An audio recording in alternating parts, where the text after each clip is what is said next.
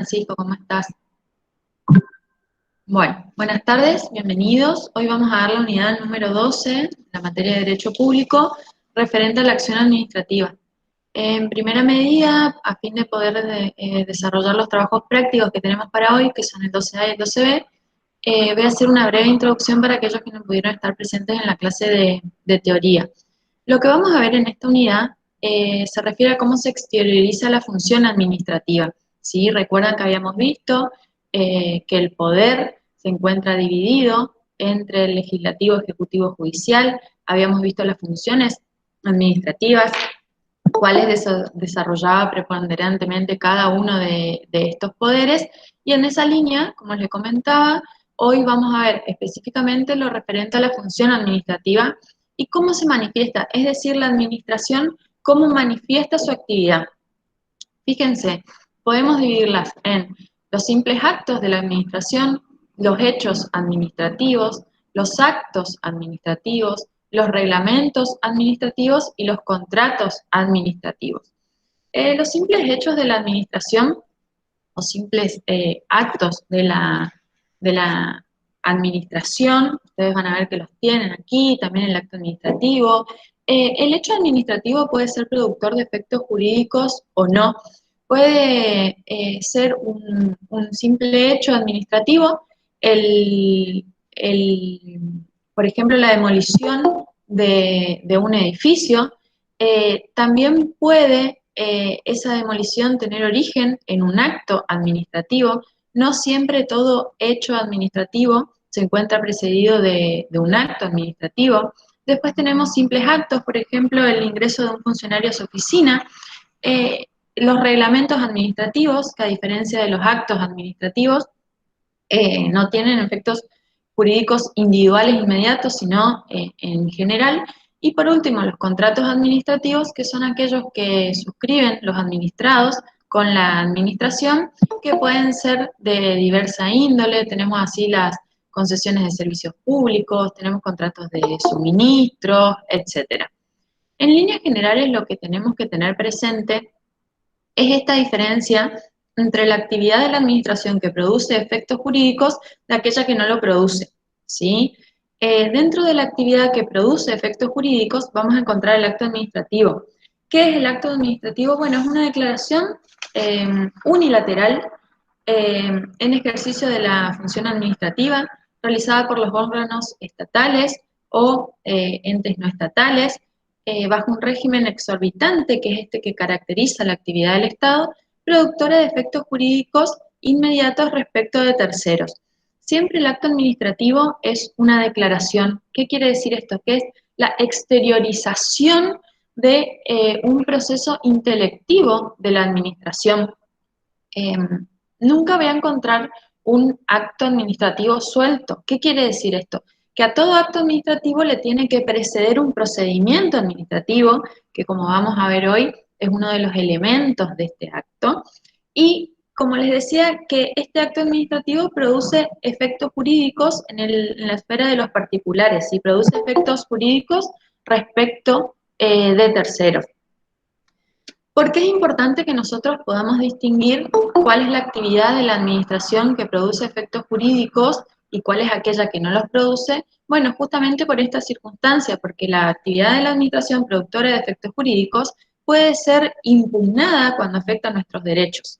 Eh, Además de eso, vamos a tener que tener en cuenta una distinción que también es fundamental entre lo que es el acto administrativo y lo que es el reglamento. Para que ustedes puedan verlo en algo cotidiano o en algo relacionado justamente con la facultad, el reglamento que establece cómo se van a llevar adelante los exámenes bajo esta modalidad virtual, justamente es un acto emitido que es de alcance general. ¿Qué quiere decir esto? Que no es que va a ser aplicado respecto de una persona y otra no, es una disposición a la que se tienen que ajustar todos los estudiantes y todo el profesorado al momento de tomar un examen durante este periodo. Ese es un acto de alcance general, es un reglamento. A diferencia de, por ejemplo, un acto administrativo que puede hacer aquel que otorga, ordena otorgar el título cuando ustedes culminen todas sus materias, que va a tener efectos jurídicos individuales respecto de ustedes. Es decir, por ejemplo, el acto administrativo de otorgamiento de título a Ramón no puede ser oponible a Lara. ¿Se entiende?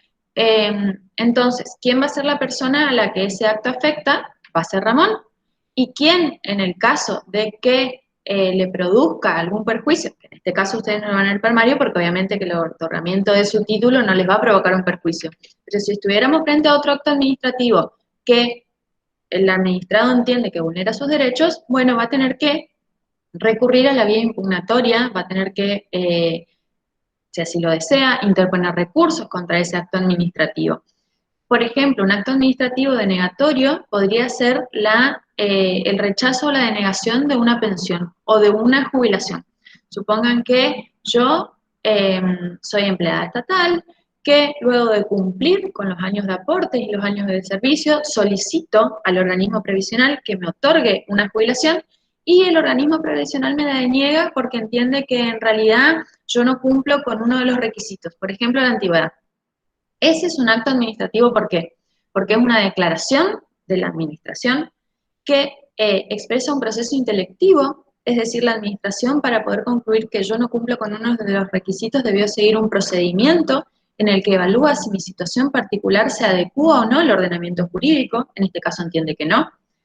Como es un acto administrativo, va a tener que ser notificado, me van a tener que notificar a mí. ¿Qué es notificar? Es hacer conocer algo. Entonces, el acto administrativo se publicita a través de la notificación al particular. Al ser un acto administrativo, no va a ser publicado, por ejemplo, en el boletín oficial, que es la forma en que se dan a conocer los reglamentos. Esta es una de las diferencias entre los actos administrativos y los reglamentos, ¿sí? Cómo se publican, ¿sí? O cómo mejor, cuál es el modo de publicidad.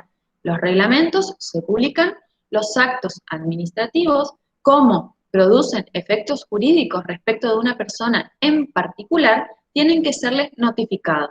Entonces, ¿qué es la notificación? Es el modo en que la administración me hace saber a mí, que soy la administrada interesada, una decisión. ¿Cómo me va a notificar esa decisión? Existen diversos medios. El más común es que sea por escrito mediante un instrumento que se denomina cédula. ¿Y a dónde me la van a notificar? Bueno, me la van a tener que notificar a mi domicilio particular. En todo procedimiento administrativo, el administrado tiene que denunciar o constituir un domicilio. ¿Qué es esto? Decir dónde a mí la administración me va a notificar las decisiones que dicta. Tienen que tener muy en cuenta que es una carga del administrado informar o constituir cuál es su domicilio. Si yo en un expediente administrativo, en un procedimiento administrativo, volvamos al caso de la jubilación, ¿sí? Digo, bueno, yo me presento, yo solicito que me otorguen esta jubilación, mi nombre es tal y yo me domicilio en tal lugar. Y en el transcurso de ese procedimiento administrativo yo cambio de domicilio, pero no lo informo a la administración, va a ser válida esa notificación que me hagan al domicilio que yo informé. Por eso tienen que tener siempre en cuenta que ante un cambio de domicilio, ustedes tienen que informarlo a la administración para que allí les hagan las sucesivas notificaciones. También existe, y sobre todo se ha dado en este periodo, la notificación por medios electrónicos. Yo también puedo constituir un domicilio electrónico, es decir, una dirección de correo, donde también me pueden notificar válidamente. ¿Por qué es importante este acto de la notificación? Porque ese acto que dicta la administración va a ser válido, si reúne todos los requisitos que ahora vamos a ver, pero no va a producir efectos hasta que yo no esté notificada, ¿sí? Una vez que yo estoy notificada, no solo que comienza a producir efectos, sino que además empiezan a correr los plazos para mí, que están establecidos expresamente en la normativa. Generalmente depende de qué recurso, pero son de 5 días en líneas generales, a menos que la norma establezca otra cosa. Para que yo, si no estoy de acuerdo con esa decisión, pueda impugnarla. ¿Y cómo voy a impugnarla o qué es impugnarla? Bueno, impugnar es plantear mi desconformidad con ese acto administrativo, ¿sí? ¿Y cómo voy a hacerlo? Bueno, dentro del plazo que establece la norma, mediante los recursos que la propia norma establece. Ustedes tienen que tener en cuenta que dentro del procedimiento administrativo rigen determinados principios. Uno de esos principios es lo que se denomina el informalismo a favor del administrado. ¿Qué quiere decir el informalismo a favor del administrado? Que como yo en el procedimiento administrativo no tengo la obligación de presentarme como un abogado, puedo hacerlo yo particularmente, se supone o se presume que yo no tengo todos los conocimientos técnicos para saber qué tipo de recurso tengo que interponer. Entonces, con la mera disconformidad planteada, la administración, para quien no rige este principio del informalismo, porque se supone que la administración sí debe ajustar toda su actividad al marco de la legalidad, tiene que interpretar mi voluntad y con el solo hecho de que yo haya dicho que estoy disconforme con esa decisión, tiene que reverla, ¿sí? Hay un caso muy particular en el que un ciudadano, si mal no recuerdo, era chileno, de origen chileno, una persona, que le habían notificado un acto administrativo que ordenaba que tenía que irse del país y él se había opuesto con la mera consigna de no quiero, ¿sí? Y la administración, o sea, en realidad llegó a un conflicto judicial, se suscitó un conflicto judicial, y el juez lo que dijo, esa mera disconformidad expresada por una frase tan sencilla como no quiero, tiene que ser tomada como la administración para rever su decisión, porque el administrado no tiene la obligación de conocer las denominaciones técnicas de los recursos, pero sí la administración. Bueno, entonces, repasamos. Lo que vamos a ver hoy es cómo se expresa la administración, ¿sí? Una de las formas de expresarse es esto que estuvimos viendo, que es el acto administrativo, que es una declaración que expresa un proceso intelectivo, que se da en el marco de un procedimiento administrativo, no hay un acto suelto, siempre un acto administrativo se encuentra precedido de un procedimiento. Recuerden siempre, en ese procedimiento tienen que respetar el derecho de defensa del administrado. En su caso, si la administración considera que yo no le reúno los requisitos, me tendrá que correr vista de esto para que yo pueda decir por qué yo considero que sí, para que yo pueda probar por qué yo cumplo con esos años de antigüedad. Y luego de todo ese procedimiento dicta una decisión que se denomina acto administrativo, que, recapitulamos, es productora de efectos jurídicos individuales respecto de terceros, ¿sí? Por otro lado, encontramos los hechos administrativos que pueden tener efectos jurídicos o no. Por ejemplo, la demolición de un inmueble puede tener consecuencias. Esa demolición puede estar precedida de un acto administrativo que lo ordene o no, y en su caso serán las consecuencias jurídicas de cada una de ellas circunstancias o situaciones. Y por otro lado tenemos los simples hechos, por ejemplo, que un funcionario ingrese a su oficina, que no produce efectos jurídicos, por eso no lo vamos a ver hoy, porque lo que nos interesa es ver aquella actividad que sí produce efectos jurídicos. Y recuerden, también tenemos entonces estos reglamentos, que son actos de alcance general. ¿Por qué? Porque una disposición de la facultad que establece cómo se van a tomar los exámenes de manera habitual no me produce un efecto individual a mí, sino que rige para todos los que se encuentran dentro de la misma situación jurídica. Por eso, a diferencia del acto administrativo, los reglamentos no se notifican, es decir, a ustedes no les va a llegar una notificación particular a cada uno para decirles de la existencia o para notificarlos de la existencia, sino que se publica, ¿sí? Es un acto de alcance general, reglamento de la administración, se va a publicar en el boletín oficial. Y a partir de allí va a comenzar a producir o a tener vigencia, ¿sí? Bueno, me parece que con eso estamos para lo que necesitamos para el práctico. ¿Tienen alguna inquietud o duda hasta acá de lo que dije, de la diferencia entre los hechos, los actos? ¿Algo que quieran que aclaremos? ¿Se entendió la diferencia?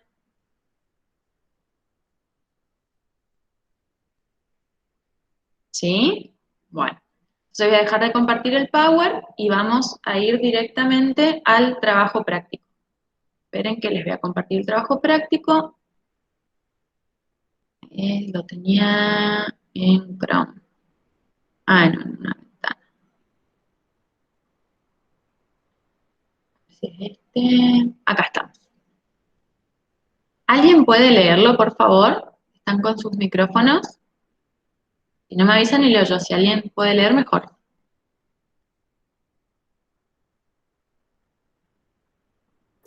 Yo leo, profe. Bueno, gracias.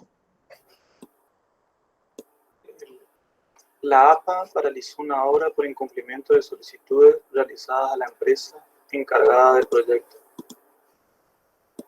La Administración Provincial del Agua procedió a paralizar la obra de limpieza y movimiento del suelo ubicado en la avenida Sabín, la intersección con la colectora de la Ruta Nacional 16.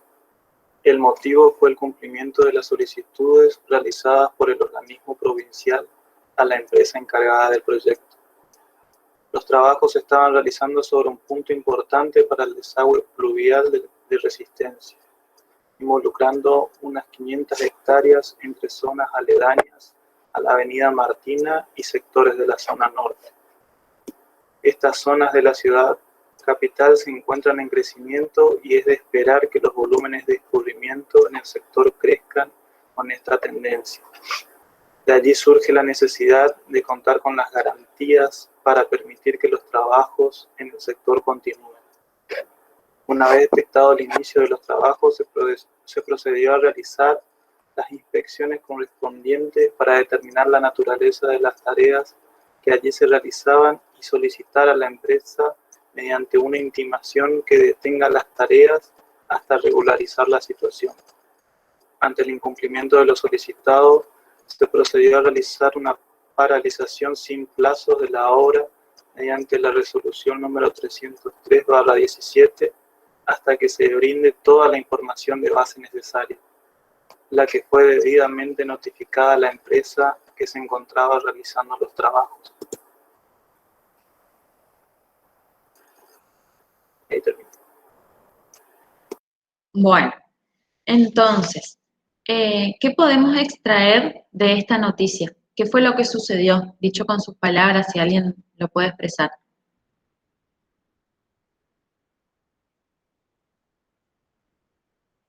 Que había una obra, que quién estaba realizando esa obra.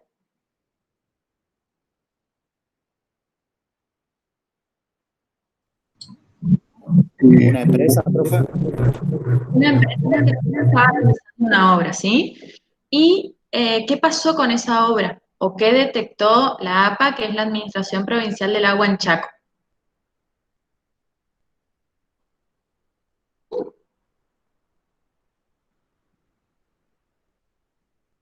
¿Qué dice el caso? Que no, que lo que hicieron fue que no realizaron lo que habían solicitado en un principio por el proyecto. Muy bien. Entonces, ¿qué procedió a hacer el APA primero? ¿O en qué contexto? ¿Qué estaba haciendo el APA y se encontró con esa situación en una inspección, verdad? Sí, le dijo que paren el proyecto para reanalizar, pero no lo hicieron, digamos, y de ahí es que mandó una increpancia. Perfecto. Bueno, entonces, volviendo a lo que les decía, no hay un acto suelto, ¿sí? Tenemos siempre un procedimiento administrativo. En este caso, los inspectores de la Administración Provincial del Agua detectaron determinadas irregularidades en una obra que estaba realizando una empresa y por ello, siempre que se hace una inspección, se tiene que labrar un acta. Esas actas de infracción tienen que contener determinados requisitos de acuerdo a la normativa que las rija. Generalmente se establecen en líneas generales para todo tipo de actas que tienen que tener lugar y fecha, tienen que ser realizadas por alguien que tenga facultades para inspeccionar. Siempre los organismos públicos tienen sus inspectores. Tiene que dejarse constancia, generalmente establecen de la presencia de testigos, quienes también suscriben el acta. Tienen que tratar de dar con alguien que esté en la obra, si es un local comercial o lo que fuera, a quien se le deja copia de ese acta. ¿Para qué? Para que tenga conocimiento de lo que la administración entiende que está sucediendo, cuál es la norma presuntamente vulnerada. Le tienen que dar un plazo para que se presente y formule lo que se denomina un descargo. ¿Qué es un descargo? Bueno, es justamente una explicación de las circunstancias particulares en las que se sucedió determinado hecho. En ese descargo, las partes, les reitero, pueden ofrecer pruebas, tienen el derecho a producirlas, etc. Entonces, vemos que primero teníamos entonces una inspección, como había una inspección, tiene que haber un acta de inspección, cumpliendo estos requisitos mínimos que, les reitero, pueden ser distintos de acuerdo a la normativa que se aplique. Bueno, entonces, luego de eso se dictó una resolución, ¿sí? Acá anuncia la resolución 303 del 2017. Fíjense que dice la que fue debidamente notificada a la empresa que se encontraba realizando los trabajos. Entonces, en base a este caso práctico, si yo tuviera que contestar las consignas, acá ya se las expongo, fíjense, teniendo en cuenta toda esta información, ¿sí? Nosotros vamos a tener que contestar todas estas consignas. La primera dice, la paralización de la obra, ¿qué fundamentos conlleva? ¿Qué intereses protege en este caso el accionar estatal? ¿Pudieron identificarlos dentro del caso? ¿Cuáles son los fundamentos de la paralización de la obra? Las irregularidades a la hora de la inspección. Y Muy bueno, bien. los intereses que protege el accionar estatal serían el hecho de que es un lugar importante para el desagüe del agua durante las lluvias, digamos, para que no se inunden las viviendas cercanas. Perfecto, muy bien identificados los dos puntos que necesitamos. Entonces, fíjense a qué va esto. Recuerden que toda la actividad del Estado está guiada por un fin de interés público. Siempre el Estado y sus funcionarios en nombre de este desarrollan actividades o funciones que propenden siempre a ese interés común, al bienestar general. En este caso, en particular, los fundamentos son justamente estos que señaló Francisco, y los intereses son también proteger el bien común. Fíjense, además teniendo en cuenta, particularmente en este caso, que se trata de la ciudad de Resistencia, donde todos conocemos la situación hídrica de la ciudad, el problema que existe para los cauces naturales de agua, ¿sí? Bueno, entonces, en ese contexto, la APA, que es el organismo encargado de controlar estas cuestiones, labró este acta conforme a los fundamentos que bien ustedes desarrollaron. Ahora, fíjense el punto 2. Pregunta si es un acto administrativo de carácter general o particular. ¿Qué les parece? Particular, Muy bien, ¿y por qué es particular? porque está dirigida a esa empresa que está en el momento.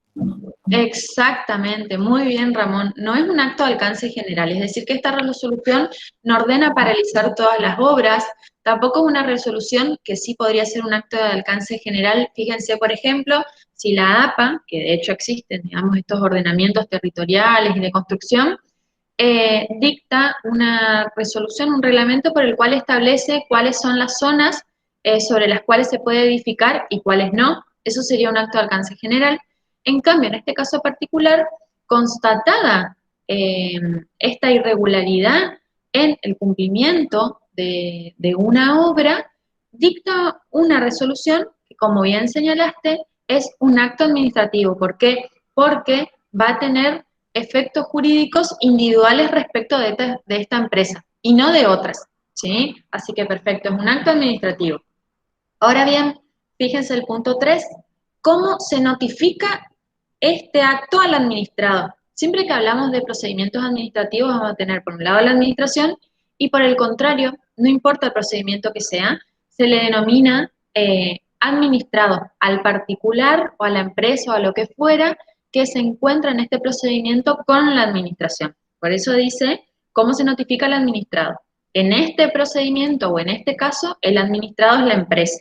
¿Y cómo les parece que lo van a notificar o la van a notificar a la empresa? ¿Se acuerdan con lo que vimos recién de las formas de publicidad?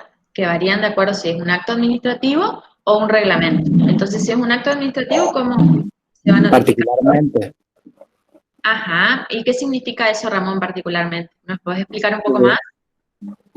yo entiendo que tiene que ser, como dio el ejemplo usted, por correo electrónico o en su domicilio a través de alguna notificación y recibida la notificación para para acreditar de alguna manera que fue notificado, digamos. Perfecto, va a ir una persona de esta entidad con facultades para ello, va a llevar lo que se denomina generalmente cédula. La cédula es un instrumento en el que se establece bajo qué expediente administrativo se tramita esta cuestión. Siempre las actuaciones administrativas tienen un número, puede ser una AE, si ustedes ven A.E, número, es actuación simple. Si ustedes ven E barra otros números, es expediente, todo dentro del ámbito de la administración. Tienen que llevar un número porque, como les decía, todo procedimiento se forma en este contexto, en un expediente administrativo. Esta persona de la administración va a llevar ese instrumento que se denomina cédula, donde va a contener todos los datos necesarios para que el administrado pueda identificar en qué procedimiento administrativo se dictó esta resolución, y tiene que ser notificado fehacientemente. Fehacientemente, ¿qué quiere decir? Que cuando a mí me notifiquen, el notificador o diligenciador tiene que colocar el día, la fecha, el lugar, la hora en la que me está notificando. Yo tendré, si soy yo la administrada, que firmar. Si me pongo a firmar, va a tener que dejar constancia de que me puse a firmar. Esa notificación se va a hacer en el domicilio que la administración tenga de mi persona, ¿sí? ¿Qué más? A ver, ¿qué más de la notificación? Ah, tiene que ser íntegro. A ver, no pueden decirme a mí simplemente, se resolvió que tienen que paralizar la obra. No, me tienen que decir por qué. Si hay un acta, me tienen que dar copia del acta. Si hay algún otro elemento, alguna prueba agregada, lo que fuera, tienen que notificarme íntegramente todo el contenido de esa disposición. No podrían solo notificarme lo que se denomina el resuelvo. Ustedes van a ver que dentro de los actos administrativos siempre van a encontrar tres partes. Una es el visto. Donde dice visto, se consigna el expediente en el cual está tramitando la actuación. Por ejemplo, visto el expediente o la actuación simple, número tal. Considerando, en el considerando van a estar los fundamentos de la administración para dictar esta resolución. Y por último, el resuelve, que es la parte dispositiva, que es un resumen de lo que está resolviendo o lo que está ordenando este acto administrativo. Eso es la notificación del acto administrativo. Está muy bien lo que contestaron. Vamos a la cuarta. ¿Qué efectos produce? ¿Qué les Profe, parece? Sí, decime, Francisco. y si ponemos directamente intimación, como dicen ¿también podría ser válido? O, Ay, perdón que no entendí, Francisco. Si solamente dice que me intiman para tal cosa. claro, también podría ser válido, digamos, o tendría que ser por las... Mira, en realidad lo que se busca con la notificación es que el administrado tenga el conocimiento cierto del acto y de los motivos que llevaron a la administración a dictarlo. Entonces, en principio, siempre esa notificación tiene que ser íntegra, ¿sí? Ahora, si a mí me notifican solo de esa manera, pero por otro medio fehaciente surge que yo tuve conocimiento íntegro del expediente, por ejemplo, que yo fui a ver el expediente, si yo voy a ver el expediente, me lo muestran, yo afirmo que vi todo el expediente y luego me llega una intimación así sucinta, en realidad ya con esa vista del expediente yo ya voy a quedar notificada. Eso es también importante que ustedes sepan. Porque lo que tenemos que tener en cuenta es que lo que buscan las notificaciones es justamente esto, que el administrado tenga el conocimiento cierto del acto.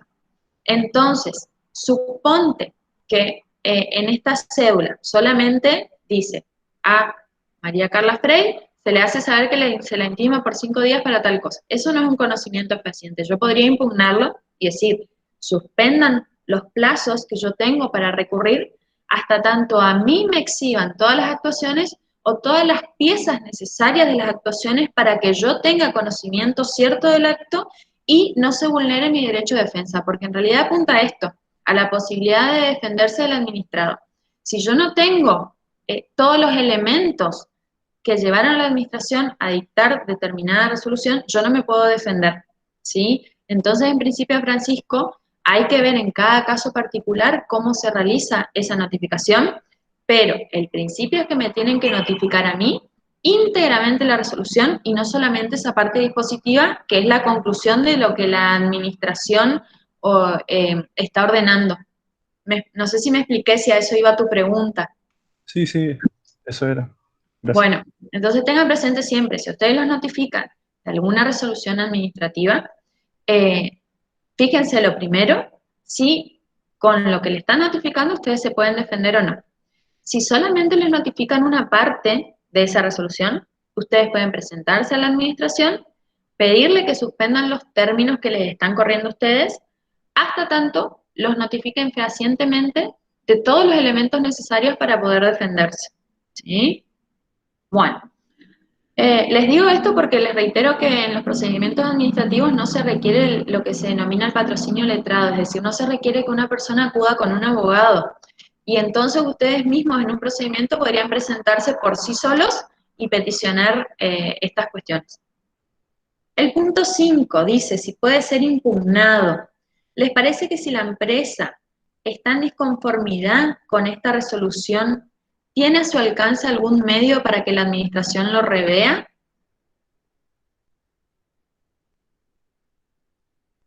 ¿Qué les parece? O una vez que la administración dictó esta resolución, no hay ninguna posibilidad de que el administrado se defienda de otra manera.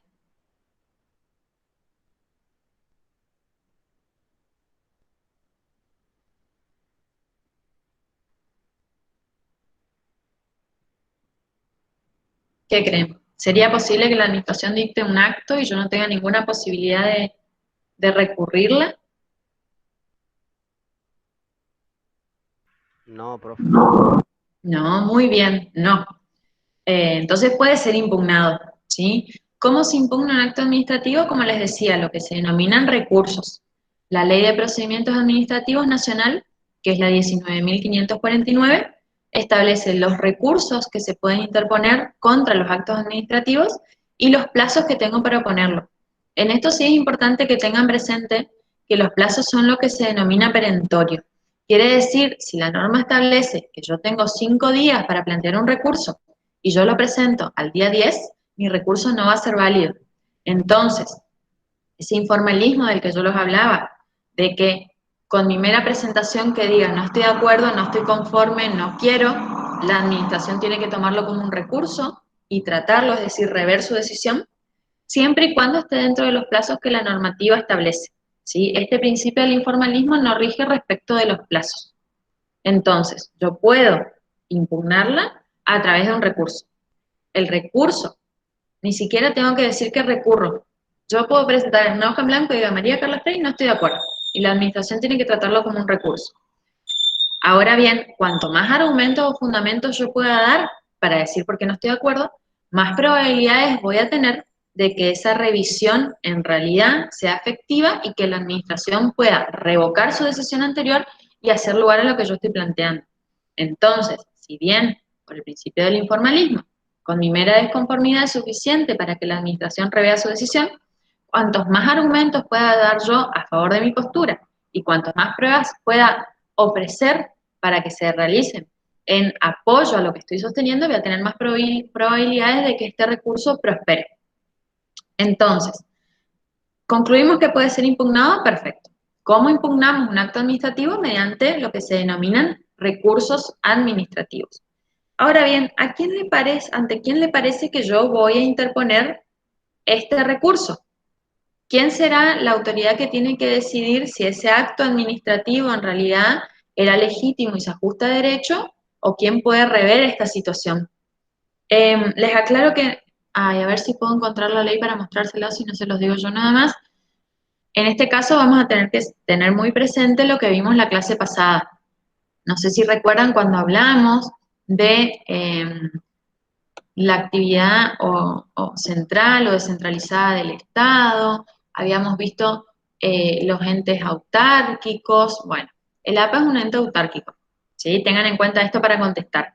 Entonces, habíamos visto que estos entes u órganos, la particularidad que revisten es que se encuentran dentro de la administración descentralizada, que tienen sus propios directivos, funcionarios, que tienen personalidad jurídica propia, etc. Entonces, ¿ante quién les parece que voy a presentar un recurso contra una decisión de APA? ¿Será ante la misma APA o será directamente ante el Poder Ejecutivo?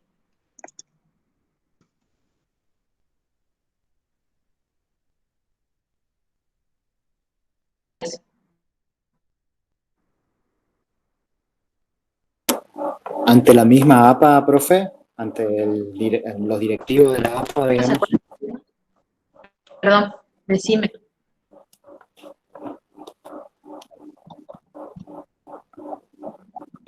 ¿Qué habíamos visto, Ramón?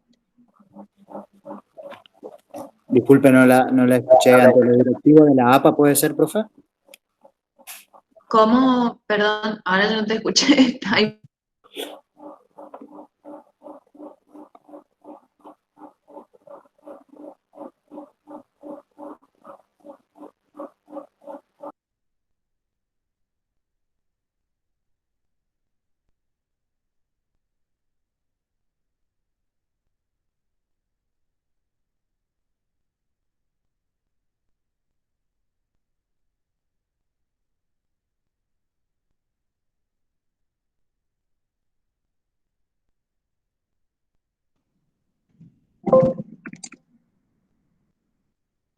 ¿se acuerdan lo que habíamos visto en la clase pasada cuando hablamos de centralización?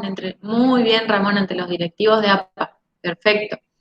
Eh, ¿Por qué? Porque si estamos hablando de un ente autárquico, va a tener que ser interpuesta ante los propios directivos. No vamos a entrar acá en la disquisición si ante la misma autoridad, ante el superior jerárquico, vamos a dejarlo como que es dentro de la APA, ¿sí? Y ante esa decisión yo sí podría recurrir ante el Poder Ejecutivo por esto, que en la Ley de Procedimientos Administrativos Nacional se encuentra establecido como este recurso de alzada que se interpone ante la autoridad administrativa central para que haga un control de legalidad, ¿sí? Lo que se denomina el control de tutela de las decisiones de los organismos autárquicos. Perfecto. Vamos al punto 6. Pregunta si este accionar del Estado implica la ejecutoriedad de la resolución 303 y explicar por qué. ¿Administrativo?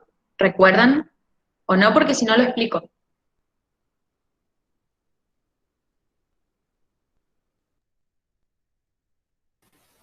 Profe, ¿podría explicar?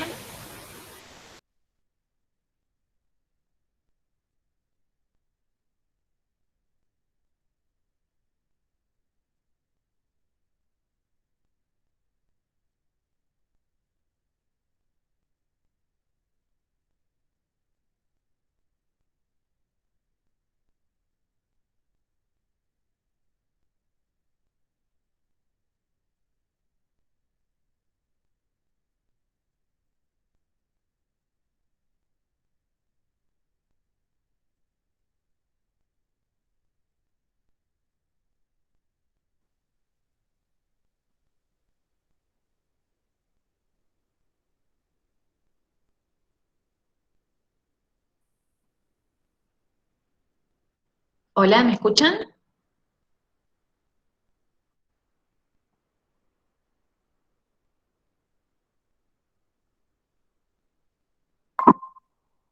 Sí, me parece que se me cortó internet.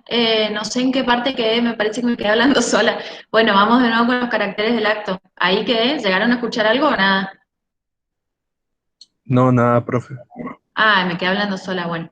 Entonces volvemos. Los caracteres del acto administrativo. Sí, se me cortó. Cuando me di cuenta me conecté a otra red, pero ya había hablado un ratito. Sola, pero bueno, ahora estoy con otra red, así que espero que no se vuelva a cortar. Bueno, los caracteres del acto administrativo. Hay dos caracteres que son propios e inherentes del acto administrativo, que son, uno, su presunción de legitimidad, y dos, la ejecutoriedad. ¿Se acuerdan que cuando hablábamos de las funciones del Estado, habíamos dicho, por ejemplo, que todas las leyes se presumen constitucionales? Un juez no pueda resolver o decidir o cotejar esta ley conforme al ordenamiento convencional y constitucional y decir que es inconstitucional en un caso particular. Pero se presume que una ley dictada por el Congreso de la Nación es constitucional.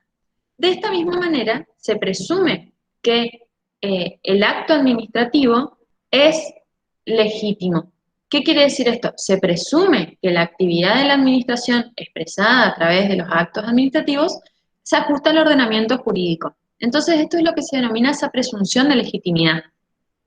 ¿Qué efectos tiene esa presunción de legitimidad? El más inmediato e importante es la ejecutoriedad. ¿Qué quiere decir? Que la administración, cuando dicta un acto administrativo, no tiene que solicitar el auxilio, por ejemplo, del Poder Judicial o de otro órgano para ejecutarlo. Y tampoco tiene que esperar, excepto que la ley disponga lo contrario en un caso particular, la conformidad del administrado para ejecutarlo. Es decir, que la administración dicta un acto y una vez que el administrado está notificado, ya empieza a ser ejecutorio. Es decir, que puede ejecutarlo. ¿Qué es ejecutarlo? Que puede hacerlo cumplir, que es exigible, que lo torna exigible y que por ende la administración puede por sus propios medios ejecutar el acto. En este caso, ¿qué era la ejecución del acto? Era la paralización de esta obra. La administración no tenía que esperar la conformidad del administrado para ver si paralizaba la obra o no. La administración dicta una resolución de paralización y la obra se paraliza. Entonces, estos son dos caracteres fundamentales del acto administrativo. Recapitulamos: la presunción de legitimidad, que se presume que todo acto administrativo es legítimo, que se adapta al ordenamiento jurídico, que no está dictado en contravención de ninguna norma, y por ende la propia administración puede ejecutarlo por sus medios. Entonces, hecha esta explicación, ¿les parece que la resolución 303 del 17 es ejecutoria o no? O sea, una vez que la administración la dictó, ¿puede ejecutarlo o tiene que esperar algo para poder hacerlo? Si ordena paralizar una obra, la administración va y la clausura directamente o tiene que esperar algo más. Pero que tendría que notificarlos primero. Siempre que esté notificada, Ramón. Eso sí. ¿Por qué? Porque, como dijimos, va a ser la resolución válida. Si no está notificada, todavía no es ejecutoria. ¿Sí? Sí.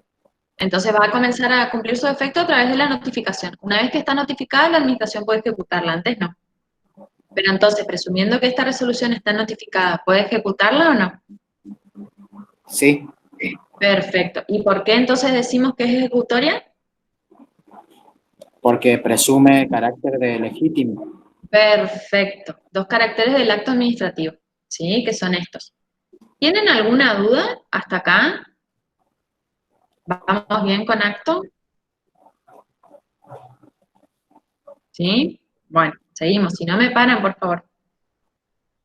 Vamos a la pregunta número 7. Fíjense lo que dice. ¿Este acto debe ser publicado en el boletín oficial? ¿Les parece que este acto administrativo hay que publicarlo en el boletín oficial? No. No, no hay que publicarlo. ¿Por qué? Porque no es un acto de alcance general, es un acto administrativo particular. Ahora bien, yo les pregunto, si la APA hubiera publicado este acto en el boletín oficial, ¿qué efectos creen que tendría? Porque se puede dar el supuesto, de hecho se judicializan estas cuestiones. Hay actos administrativos que se publican. ¿Y qué efecto les parece que tendría esa publicación en el boletín oficial?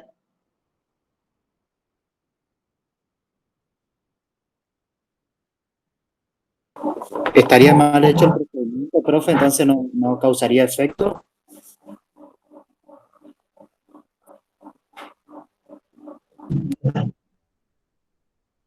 Uy, no sé si es mi internet o la tuya, pero se corta. Si podés escribirlo, si no en la mensajería, o si alguien más quiere dar su respuesta, a ver qué les parece. Era el tuyo, profe. Pero nulo puede ser que sea, profe. ¿Cómo, Juan? Sí, me parece que es mi internet, perdón. ¿Podés repetirlo un poquito más fuerte? Porque a mí se me está cortando otra vez. Sí, puede ser que sea nulo. Bueno, no entiendo mucho, me parece que dijiste que puede ser que sea nulo. Cuando hay un acto... Ah, perfecto, Juan, gracias. A ver, como les decía hoy, tenemos que distinguir entre los actos administrativos y los reglamentos. Una de las diferencias entre actos y reglamentos es la forma en que se da a publicidad. Los reglamentos se publican, los actos administrativos se notifican.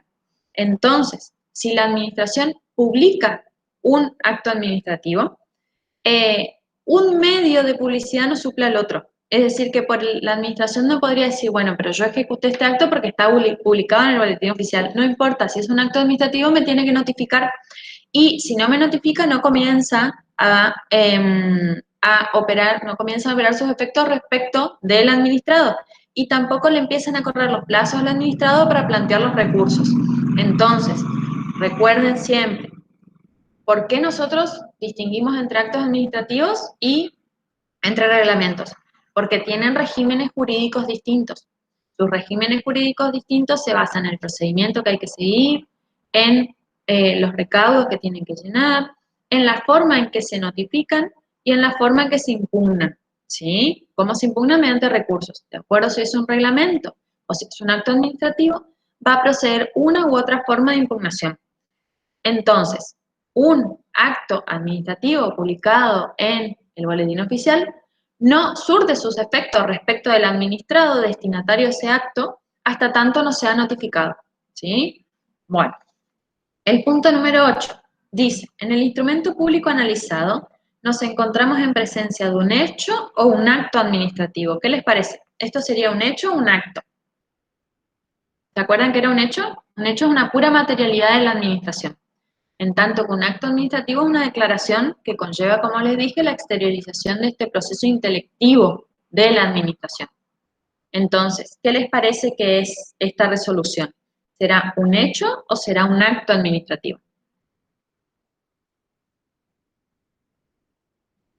Perfecto, Lara, es un acto administrativo. Muy bien, Ramón, también. Es un acto administrativo, porque fíjense que si nosotros la vemos, si bien no tenemos todos los fundamentos, podemos concluir que es la exteriorización de una voluntad de la administración, es decir, es una declaración de la administración en ejercicio de estas facultades que se denominan exorbitantes que tiene el Estado, productora de efectos jurídicos respecto de un particular. Esos efectos jurídicos son inmediatos.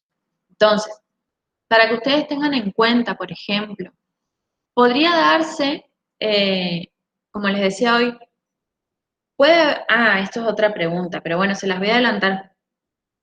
Puede haber un hecho administrativo con o sin acto administrativo, ¿sí? Por ejemplo, podría ser un hecho administrativo cuando el funcionario, en virtud de ese acto administrativo, va y pone la banda de clausura, ¿sí? Si yo tengo un acto administrativo que ordena clausurar un local, ese es el acto, es la orden, es la decisión que va a tener la motivación, va a tener los fundamentos de por qué la administración en un caso en particular ordena clausurar un local. Ahora bien, esa materialidad, pura materialidad de que el funcionario público que tiene ese acto administrativo que ya está notificado al administrado, se suba a un vehículo y vaya hasta el lugar de la obra y le ponga una cinta de clausura, lo que fuera, es un hecho, una pura materialidad en este caso, ¿sí? Porque no está exteriorizando una voluntad, es la pura materialidad de ese acto administrativo que lo ordena. Pero también podría suscitarse un hecho administrativo que no tenga un acto antecedente. Por ejemplo, si se demoliera simplemente una obra sin que haya un acto administrativo previo, sería un hecho administrativo. ¿Podría tener consecuencias jurídicas? Por supuesto que sí, pero no hay un acto, no hay una exteriorización de la voluntad. Por ejemplo, cuando en la administración se pierden estas actuaciones que yo les digo, por las cuales se conduce el procedimiento administrativo, o se pierde un expediente administrativo, eso también es un hecho administrativo. Se perdió un expediente, es un hecho.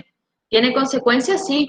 En su caso, si no se encuentra, seguramente se va a ordenar la información sumaria, el sumario para todos los agentes de esa dependencia, etcétera.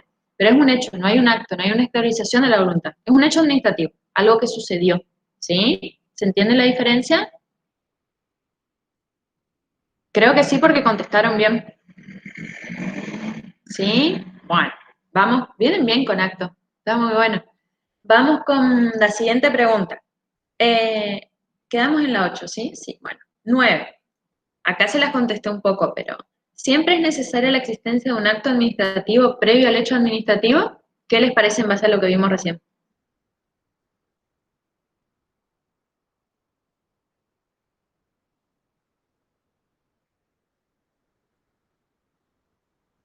Muy bien, Francisco, no, como vimos, puede haber un hecho administrativo que tenga origen en un acto administrativo o puede haber simplemente hechos administrativos sin un acto administrativo previo. Perfecto. Y acá vamos a ver si pueden responder o necesitan una ayudita. Díganme, por favor, si necesitan una ayudita, repasamos, porque no sé si lograron identificarlos o si todos estuvieron presentes en la clase de teoría. Dice, podría identificar los elementos esenciales del instrumento analizado, de este acto administrativo. ¿Saben cuáles son los elementos esenciales del acto administrativo? ¿No? Bueno, vamos a precisarlo.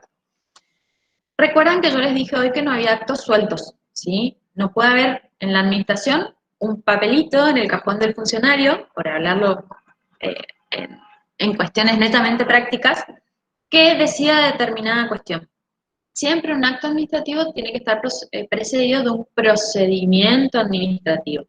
Por eso se dice que el procedimiento administrativo es el cauce formal que culmina con el dictado de este acto administrativo y en el cual se tienen que respetar determinados principios. Uno de esos principios que vimos hoy es el del informalismo a favor del administrador. Bueno, entonces, cuando yo tengo un acto administrativo, a ver si tengo la filimina, espérenme un segundo, que voy a ver si ubico acá, para que a ustedes les sea más fácil si yo se los comparto con el PowerPoint. Un segundito voy buscando, bueno, mientras tanto la adelanto. Como vimos, el acto administrativo era una declaración de la voluntad. Ese acto administrativo, para ser válido, tiene que tener determinados elementos. Tenemos elementos esenciales y elementos accidentales. Dentro de los elementos esenciales, vamos a encontrar básicamente desparramados en la Ley de Procedimientos Administrativos, que es la Ley 19.549. Vamos a ver que uno de sus elementos es la competencia. ¿Qué es la competencia? Es lo que venimos viendo en otras unidades respecto a esa facultad que tiene un determinado sujeto estatal para dictar un acto administrativo, ¿sí? Acuérdense que toda la actividad de la administración se encuentra sujeto al marco de legalidad. ¿Qué quiere decir? Que el Estado no puede hacer algo que la ley no se lo permite. A diferencia de lo que sucede con los particulares, en los que la regla es la capacidad, ¿sí? Ustedes ya lo habrán visto en la materia correlativa que necesitan para cursar esta. Entonces, en líneas generales se presume que todas las personas somos capaces, excepto las excepciones contempladas en el Código Civil y Comercial. Bueno, en la administración es totalmente lo opuesto. No se presume la competencia de un órgano o ente estatal. En consecuencia, para que un órgano o ente estatal pueda actuar, necesita inexorablemente una norma que lo habilita a hacerlo, ¿sí? Eso es la competencia. Fíjense, avísenme por favor alguien si ven el PowerPoint, si pueden. Sí, se ve. Bueno, miren, acá tenemos para que yo no hable en el aire y les sea más fácil a ustedes ubicar. Acá voy a bajar un poquito. Fíjense, estos son los elementos del acto, ¿sí? Tenemos la competencia, era lo que les decía, esta facultad que otorga una norma para que un determinado órgano actúe. Esa competencia puede ser en razón de la materia, que es el objeto sobre lo que va a decir, puede ser en razón del grado. Acuérdense cuando vimos la clase pasada la línea de jerarquía, hay determinadas cuestiones que pueden resolver la línea jerárquica inferior, hay otras que van a ser solamente sometidas a decisión o puede decidir el superior, en razón del lugar, lo que sería el territorio, en razón del tiempo. Esto es, bueno, uno de los elementos del acto administrativo, la competencia, es decir, que nosotros cuando vemos un acto administrativo tenemos que ver primero si el órgano que lo dictó tenía competencia para hacerlo. Yendo a este caso práctico, por ejemplo, no podría dictar este acto administrativo la ATP, la Administración Tributaria Provincial. ¿Por qué? Porque la Administración Tributaria Provincial tiene a su cargo otras funciones que le otorga el ordenamiento jurídico. No podría, por ejemplo, dictar este acto administrativo con estos fundamentos la Dirección de Vialidad Provincial. ¿Por qué? Porque la Dirección de Vialidad Provincial, conforme a la ley, es la encargada de custodiar los caminos viales, ¿sí? El encargado de realizar obras, etc. Entonces, eso es la competencia. Es la facultad que otorga una norma a un determinado ente u órgano para poder actuar de una manera o decidir sobre una cuestión. En el caso que les dije, sería esto. Yo lo primero que tengo que mirar en un acto administrativo es si tiene competencia, es decir, si el órgano o funcionario que lo dictó tenía competencia para dictarlo o no. Porque si no tenía competencia, ese acto va a ser inválido. ¿Existen excepciones a este principio? Sí. Por ejemplo, que sea ratificado por el superior jerárquico que sí era el que tenía competencia en razón del grado. Entonces quedaría subsanada, podría quedar subsanada, esta irregularidad en el dictado, ¿sí? Los elementos son como las partes que sí o sí tiene que tener el acto para que sea válido. Por decirlo, si el acto administrativo yo lo asimilo a una casa, bueno, serían las columnas que sí o sí esta casa tiene que tener para poder sostenerse. Si a mí me falta una de esas columnas, se me cae la casa, ¿sí? Entonces, si a mí me falta un elemento del acto administrativo y esa falta es grave, este acto cae. Este acto administrativo no puede ser válido y así tiene que ser declarado, ¿sí? Bueno, entonces vimos una de esas bases o columnas de mi casa, que es el acto administrativo, es la competencia. Es un elemento esencial que tiene que tener el acto para ser válido. Otro de los elementos que tiene que tener es la causa, ¿sí? De hecho y de derecho que terminan el dictado, culminan el dictado de un acto. Otra de mis columnas de mi casa, la causa. Entonces, ¿qué son los antecedentes de hecho? Son estas circunstancias que ustedes ven acá en el caso, que se constituyeron, que la empresa estaba realizando un movimiento que no estaba prohibido, etcétera. Esos son los antecedentes de hecho. ¿Cuáles son los antecedentes de derecho? Son las normas en que se fundan. Por ejemplo, una reglamentación que establezca que no puede construir donde estaba construyendo. Ese sería el antecedente de derecho. Entonces yo, en una de mis columnas de mi casa, que es la causa, esa columna va a tener dos vertientes. La de los hechos, es los antecedentes fácticos en que se basa el acto, y la de derecho, el antecedente jurídico en que se basa el acto. Ya tenemos hasta ahí dos columnas, ¿sí? La competencia y la causa. Vamos a la tercera, el objeto. ¿Qué es el objeto? Es el contenido del acto. Es sobre lo que el acto decide, certifica u opina a través de esta declaración. En este caso, ¿qué va a ser lo que está decidiendo? Está diciendo la suspensión de la realización de esta obra. Este objeto va a tener relación con otra cuestión que son los actos que se denominan reglados o discrecionales, ¿sí? En realidad, todos los actos de la administración tienen que ajustarse al ordenamiento jurídico. La diferencia es que yo en los actos reglados voy a encontrar que la administración tiene una sola opción válida. Por ejemplo, fíjense la expedición de un carnet de conductor. Cuando yo me dirijo al municipio de la localidad donde resido y solicito que me expidan el carnet de conductor, ¿qué va a hacer la administración? Va a tildar en un formulario, ¿sí? Es mayor de edad, o sea, tiene edad para conducir, aprobó el certificado o el examen médico, aprobó del oculista, aprobó el examen de teoría sobre las normas de tránsito, es como un formulario que la administración va ticando. Si una vez que termina mi examen, la administración ticó todo, me tiene que otorgar mi carnet de conductor. Es decir, hay una sola opción válida. Si yo cumplo con los requisitos, la única opción es darme mi carnet de conducir. La administración en ese caso no podría detenerse a pensar, bueno, pero la verdad que vos aprobaste, pero yo no sé si en realidad no hay, te lo doy a vos y no se lo doy a aquel. No, no.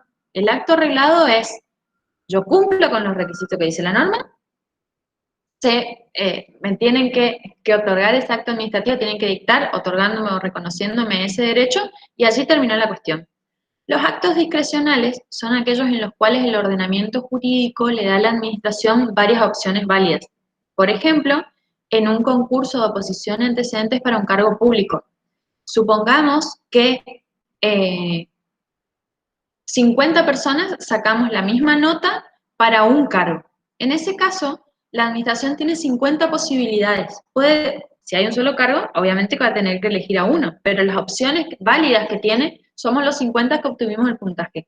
Entonces, en ese caso, la administración, a menos que establezca un procedimiento específico que se rija por otras cuestiones, que en líneas generales no sucede, va a tener que decidir entre los 50 a quién le da el cargo.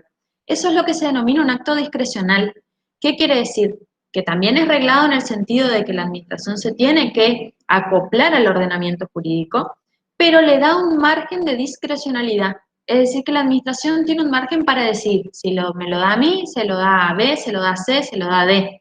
Entonces, ¿qué pasa en este tipo de actos? La administración puede elegir, pero tiene que fundarlo mucho más que en el carnet de conductor para decir por qué me eligió a mí, que soy A, y por qué no le eligió a B. Y acá tenemos otro elemento del acto administrativo, que es la motivación, que es muy importante. ¿Qué es la motivación? Es la exposición de los fundamentos de la administración de por qué decide de una u otra manera. Son los motivos que me da la administración a mi administrado y a toda la ciudadanía por el principio republicano del gobierno, de explicar por qué actúa de determinada manera. ¿Sí? Entonces, esta es otra de nuestras columnas que es muy fundamental, que se asienta, esa columna tiene que ser más fuerte cuando los actos son discrecionales, porque como tiene varias posibilidades, la administración tiene que explicarme por qué eligió una y no eligió la otra.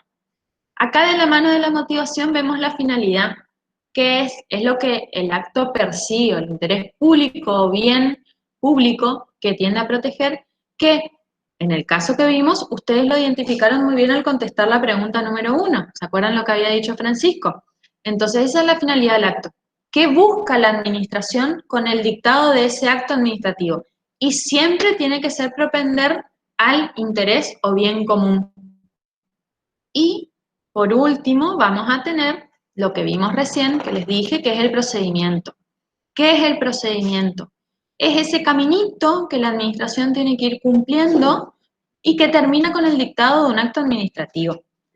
Otra columna de mi casa, ¿sí? Tenemos 6 columnas fundamentales en esta casa, que es el acto administrativo. Si me falta cualquiera de las columnas, mi acto se cae. No es válido, ¿sí? Ahora, si en una de mis columnas yo tengo una rajadura, si hay algo que está un poco flojito en uno de mis elementos, tendremos que ver la gravedad de esa rajadura para ver si la casa, el acto, se puede seguir sosteniendo o también cae, ¿sí? Entonces, en principio, si me falta una columna, el acto es inválido. Ahora, si una de mis columnas tiene una rajadura, en cada caso particular yo puedo o voy a tener que ver si ese acto igual lo puedo sostener o si va a caer. ¿Se entendió?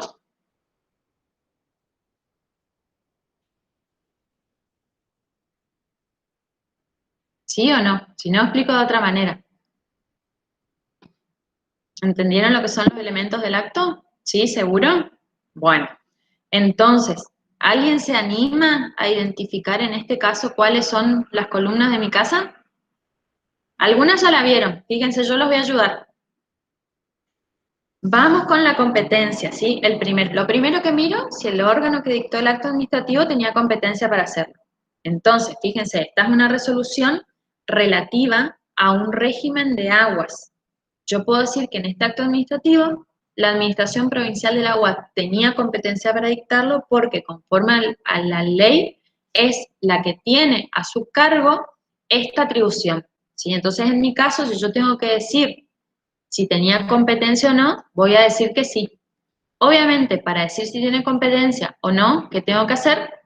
Ver en el ordenamiento jurídico si ese órgano es al que la ley le asigna la facultad de decidir sobre esa cuestión. Entonces, si ustedes quieren saber si un órgano es competente, tienen que ir o a la Constitución o a la ley de creación del órgano o ente para cotejar si la decisión que adoptó se encuentra dentro del marco que el ordenamiento jurídico le da. Bueno, no me dejen contestar sola, ya les di una ayuda a la competencia. Si tendríamos que decir la causa, ¿pueden identificar la causa como antecedente de hecho o de derecho? ¿Alguien se anima?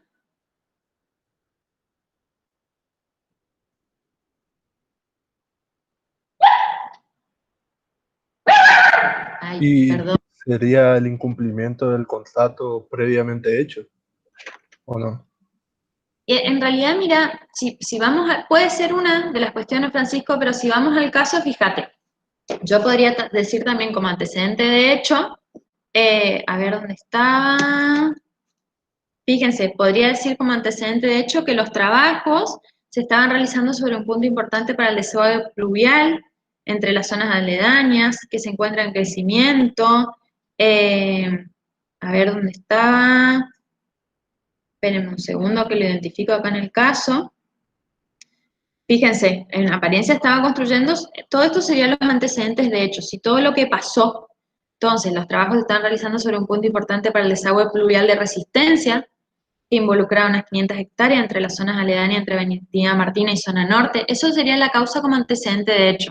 Ahora, si mi resolución dijera, por ejemplo, que las obras se estaban realizando sobre la intersección o el camino de Margarita a Belén o cualquier otra cuestión que difiera de la realidad, yo tendría una rajadura en mi columna causa como antecedente de hecho. ¿Por qué? Porque está refiriendo a una situación fáctica de hechos que no sucedió.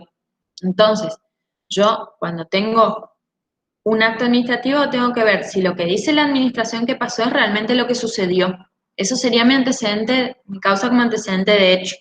También podría ser lo que vos decís, Francisco, pero apunta más que nada a los hechos, qué es lo que pasó, ¿sí? Entonces, en este caso, si mi resolución invocara hechos que no son reales, yo podría decir esto es nulo porque está invocando una situación fáctica que no es real. ¿Me explico? Sí.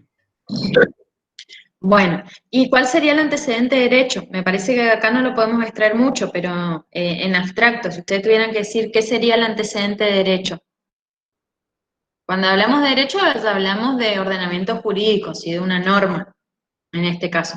Entonces, mi antecedente de derecho sería una norma que diga que sobre ese lugar no se puede construir, ¿sí?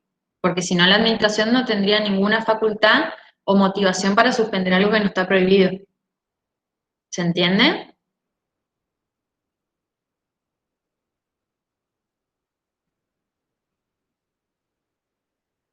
¿Me expliqué o no? Si no, lo vemos de otra manera. ¿Sí? ¿Todo sí? Me preocupa que algunos Sí, no profe. contesten. Sí, es por ustedes nomás, no quiero que se queden con inquietudes porque es importante, como les dije, esta unidad y les va a servir también para sus profesiones, por eso. Porque A mí ustedes me se van a cuesta encontrar. ubicarme, profe, un poco en el texto en sí, digamos, porque Ajá, paralizaron la obra de sí, limpieza y movimiento de suelo. Dice, ¿pero qué estaban por construir ahí o qué? ¿O cómo es? claro, fíjate que te dice. Bueno, habla de una obra que estaba haciendo una empresa. Y después dice, los trabajos se estaban realizando sobre un punto importante para el desagüe pluvial de Resistencia. Fíjate, sobre un punto importante del desagüe pluvial. O sea, del caso yo puedo extraer que había una zona que, acuérdense que les dije, todo lo que refiere a aguas tiene normativas específicas sobre qué lugares se puede construir o qué no, qué tipos de obras se pueden realizar o no, justamente por esto. Porque por la disposición urbana de nuestra ciudad, todos sabemos, y lo vemos cada vez que se inunda, que la ciudad de Resistencia está construida sobre lagunas, ¿sí? Entonces, ¿qué sucede? Hay determinadas zonas de desagües pluviales sobre los cuales no se pueden construir o que tienen restricciones de construcción. ¿Por qué? Porque es necesario dejarlas liberadas para que el agua pueda escurrir hacia las lagunas. Entonces, aparentemente, conforme lo que surge de este caso, había una obra que se estaba realizando sobre un punto importante para el desagüe pluvial de Resistencia, que se encuentran en crecimiento y es de esperar que los volúmenes de escurrimiento en el sector crezcan con esta tendencia. De allí surge la necesidad de contar con las garantías para permitir que los trabajos en el sector continúen. Entonces, dice, una vez que detectaron el inicio de los trabajos, se procedió a realizar inspecciones para determinar la naturaleza de las tareas que allí se realizaban y solicitar a la empresa, mediante una intimación, que detenga las tareas hasta regularizar la situación. Aparentemente estaban realizando una obra y la Administración Provincial de Agua no tenía conocimiento de ello. Evidentemente no habían pedido una autorización previa. Entonces, como seguían incumpliendo, se procedió a realizar la paralización de la obra hasta que se brinde toda la información de base necesaria, ¿sí? Para ver si se podía autorizar esa obra o no. Entonces yo, en mi columna de causa como antecedente de hecho, la administración cuando decida algo va a tener que invocar todos esos fundamentos. Y como antecedente de derecho va a tener que invocar la norma en la que se funda su decisión. Por ejemplo, si existiera una resolución de APA que establece que no se puede construir en un punto importante para el desagüe pluvial de Resistencia, Ese sería mi antecedente de derecho. Es decir, la norma que prohíbe algo que la empresa está realizando. ¿Se entiende? Ahora sí, profe. Bueno, por ejemplo, este es el caso en un sumario administrativo que ustedes ya vieron los agentes públicos que están expuestos a, o que mejor dicho, más que expuestos, también surge como una garantía para los empleados públicos en razón de este carácter de estabilidad que tienen, que es la imposibilidad de la administración de separarlo de sus cargos a menos que se compruebe una falta, mala conducta, etcétera. Si yo cometiera una falta, tendrían que sustanciar lo que se denomina un sumario administrativo. Es un procedimiento para determinar si yo cometí una falta y en ese caso, cuál es la sanción que corresponde por la falta que cometí. Por ejemplo, en un sumario administrativo podría haber un error en la causa si yo falté una vez y la resolución que me aplica un apercibimiento dice que yo falté 5. Entonces ahí hay lo que se denomina un vicio, un error, en ese antecedente de hecho, en la cuestión fáctica, en lo que sucedió. Ahora bien, sí, yo soy empleada del Poder Judicial y en la resolución, ¿sí?, que me aplica un apercibimiento, dice perfectamente que yo falté solo una vez, que es la realidad, pero cita como fundamento un reglamento viejo, el superior, que ya no rige para el momento en el que yo cometí la falta. Por ejemplo, si vos faltabas una vez, te aplicaban 2 días de suspensión. Y después ese reglamento se sustituyó por otro que establece que es 1 día de suspensión. Entonces, si cuando dictan el acto administrativo dicen que yo falté una vez, que está bien, pero que me corresponde por tal reglamento la suspensión de 2 días, yo voy a decir no, acá hay un error en la causa como antecedente de hecho porque están invocando una norma que no rige para mi caso. Ese es el antecedente de derecho. Es la norma en la que se subsume una conducta, ¿sí? En este caso yo no tengo el número de resolución o de APA que diga si se podía construir o no, pero lo presumimos, por eso decimos, en este caso la causa como antecedente de derecho sería todo esto, que es lo que pasó, y como derecho sería esa norma que prohíbe construir sobre este lugar. ¿Se entiende? Sí. ¿Sí? Bueno. ¿Qué otro elemento podemos identificar? Si quieren, ustedes díganme el nombre del elemento nomás y yo los ayudo a identificarlo dentro del caso. Ya vimos la competencia, ya vimos la causa como antecedente de hecho y de derecho. Se adelantó hoy Francisco al contestar la primera pregunta cuando habló de la finalidad, ¿sí? ¿Cuál es, qué es lo que pretende la administración con el dictado de este acto? Sí, lo contestamos en la pregunta número 1. ¿Qué elementos o qué columnas nos quedan? ¿Se acuerdan? El objeto. Muy bien, ¿y cuál sería el objeto?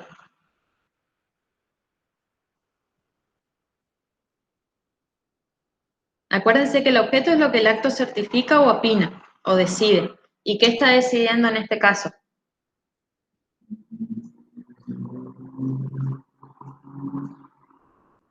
¿Qué decide esa resolución? Paralizar la obra. Perfecto, ese es el objeto de la resolución, paralizar la obra. Muy bien, perfecto, Lara también. Justamente, el objeto, acuérdense, es lo que el acto decide, certifica u opina. ¿Por qué decimos decide, certifica o opina? Porque puede ser un acto que decida algo, como en este caso, puede ser un acto que certifique, por ejemplo, un acta de nacimiento. En realidad la administración lo único que hace es certificar que una persona nació, ¿sí? No está haciendo una declaración, o sea, está certificando un hecho que aconteció. Y opina podría ser, por ejemplo, el de carnet de conductor, ¿sí? En base a que yo cumplí todos esos requisitos, la administración me los pide. Por eso decimos, el objeto es lo que el acto decide, certifica o opina, porque de acuerdo a qué acto sea, va a ser una respuesta a la otra. Pero es eso, como ustedes identificaron perfecto, es la paralización de la obra. ¿Qué nos falta entonces? 2 columnas nos faltan para que quede la casa. ¿Cuáles serían? Muy bien, Lara, la motivación. ¿Y qué era la motivación? ¿Se acuerdan?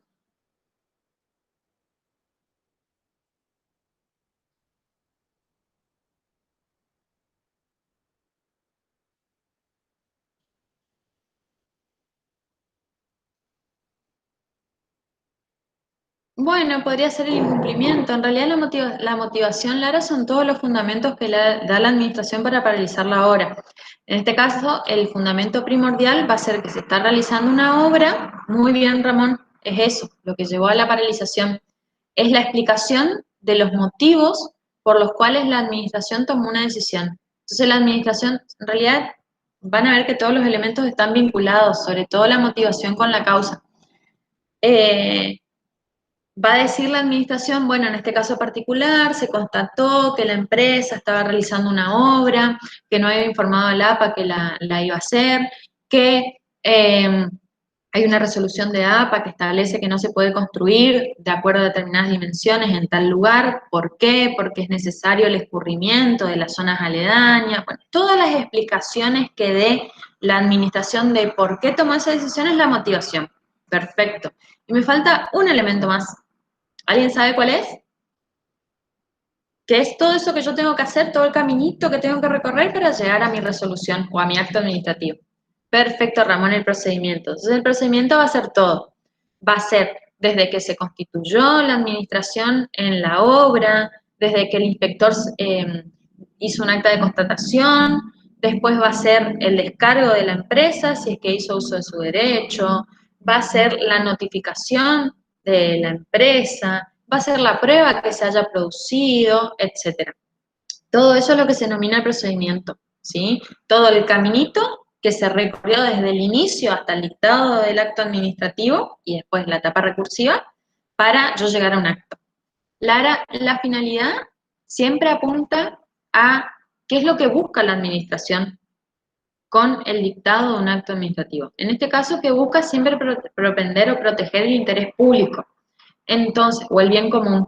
Entonces, en este caso particular, yo puedo decir que la finalidad va a ser, por ejemplo, el resguardo de las zonas inundables de resistencia, o el resguardo del escurrimiento de las aguas en zonas inundables de resistencia. ¿Y por qué la autoridad no quiere que Resistencia se inunde? ¿Por qué? Porque tiene que propender al bien común de todos sus habitantes. Entonces tiene que resguardar a sus habitantes, sus bienes de una inundación.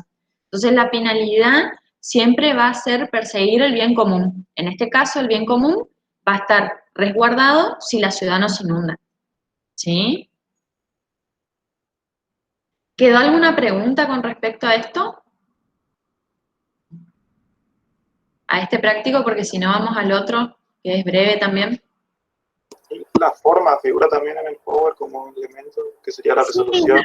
Bueno, en realidad la Ley de Procedimientos Administrativos, la 19.549, que es la que les comentaba, establece, primero que nos da una definición de lo que es el acto administrativo, ¿sí? Esta construcción de un concepto de acto administrativo, nosotros la vamos haciendo en base a sus elementos, ¿sí? En la Ley de Procedimientos Administrativos 19.549, ustedes sí van a encontrar estos elementos del acto administrativo. Tengan en cuenta también que en cada provincia existe también una ley de procedimientos local que va a ser distinta a la nacional. Entonces yo la nacional, ¿cuándo la voy a aplicar? La voy a aplicar, por ejemplo, en ANSES, la voy a aplicar en AFIP, aparte de las normas específicas que tengan cada uno. Pero todo lo que sea nacional, yo aplico la 19.549. Ahora, en realidad, yo con un organismo provincial voy a aplicar la ley de procedimientos de la provincia en la que se ubica el organismo, ¿sí? Esa primera diferencia. Entonces, la ley de procedimiento administrativo nacional también establece la forma. La forma en realidad es cómo se exterioriza ese acto. ¿Por qué? Porque puede ser escrito o verbal. Casi siempre vamos a ver que los actos administrativos son escritos, ¿sí? Pero puede darse el supuesto de actos verbales. Entonces, para algunos autores, la forma en realidad no integraría un elemento del acto administrativo, en esto no se han puesto de acuerdo, sino que sería un requisito de, como vimos hoy, de ejecutabilidad de ese acto administrativo. Pero, si ustedes lo quieren tomar siguiendo la vía positiva como la forma, tienen que saber que ¿qué es la forma? Es esta exteriorización de la voluntad al plano jurídico. ¿Cómo se materializa, cómo se expresa expresa esta actividad de la administración, ¿sí? Entonces, por ejemplo, vamos a ver que tenemos lo que se denomina, uno de los casos es el silencio administrativo. Por mandato constitucional, la administración siempre tiene que contestarme si yo hago un reclamo. Por ejemplo, si yo pido que me otorguen la jubilación, la administración me tiene que contestar. Ahora, esa contestación puede ser en sentido afirmativo o negativo. Puede hacer lugar o puede denegar lo que yo estoy solicitando, pero me tiene que contestar. De hecho, la Constitución de la Provincia del Chaco, en el artículo 15, inciso 5, si mal no recuerdo, establece el derecho de las personas de peticionar ante las autoridades y de obtener una respuesta de estas. Ahora bien, todos sabemos que en muchos supuestos la administración no me contesta. Entonces, las normas, ¿qué hacen? Para no dejar en indefensión al particular esperando una respuesta de la administración que no llega, establecen, por ejemplo, que si la administración en el plazo de 30 o 60 días, de acuerdo al ordenamiento que veamos, no se expide, es decir, no me contesta, yo puedo tener esa incontestación, negación de mi solicitud. Por ejemplo, esa es una forma que el ordenamiento jurídico ha encontrado para no dejar en desprotección a los administrados. Entonces yo, si pasó ese plazo y la administración no me contestó, puedo ir directamente a la justicia a realizar mi reclamo, ¿sí? Yo, si quiero, lo puedo tomar como una negativa. ¿Sí? Eso también está dentro de la forma. O sea, la forma es cómo se exterioriza esta decisión de la administración. Puede ser escrita, puede ser oral, o puede darse también este supuesto de lo que se denomina denegación tácita, porque en realidad es una presunción legal, una presunción que hace el ordenamiento jurídico, que si a mí no me contestan el que tiene para expedirse, puedo tener por denegado mi pedido para que se me habilite la instancia judicial. ¿Se entendió? Sí. Bueno, perfecto. Ahora sí vamos rápido al práctico B, que es, no sé si ya lo pudieron leer, es bastante sencillo. Ay, esperen que lo encuentre porque tengo abierto de todo acá. Me parece que lo tenía en el Chrome. A ver si es este.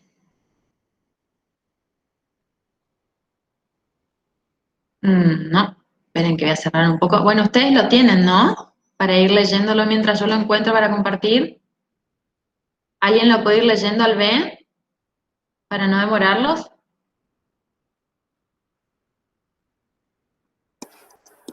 Ahí leo, profe. Gracias. El Senado anuló el DNU de Macri que benefició a gasíferas. Se trata del decreto número 1053, firmado por Mauricio Macri en 2018, que compensó a las distribuidoras de gas por las pérdidas por la fuerte devaluación de ese año. El Senado derogó esta noche el decreto de necesidad y urgencia 1053, firmado por Mauricio Macri en 2018, que compensó a la distribuidora de gas por casi 400 millones en 30 cuotas por las pérdidas ocasionadas por la fuerte devaluación del dólar de aquel año. En octubre del 2018, con la fuerte devaluación, las deudas de las distribuidoras con las productoras de gas crecieron exponencialmente. En ese momento, el exsecretario de Energía, Javier Iguacel, ideó un sistema de 24 cuotas para que esas deudas fueran absorbidas por los usuarios, incluyéndolas en las facturas, y firmó la resolución número 20/18. Esta resolución generó denuncias penales y un repudio generalizado y se derogó. Entonces, el macrismo estableció en el artículo 7 del DNU 1053 un mecanismo por el cual el Estado Nacional asumió esa deuda entre privados que se había generado por las bases y condiciones ideadas por Aranguren con las empresas y la aprobación del Enargas. Estableció una compensación de 393 millones en 30 cuotas mensuales. La primera cuota fue abonada el 6 de diciembre de 2019 y ascendió a 818 millones. Por las cuotas remanentes, el Estado debería pagar todavía 23.654 millones sin contar intereses que ahora quedarán sin efecto.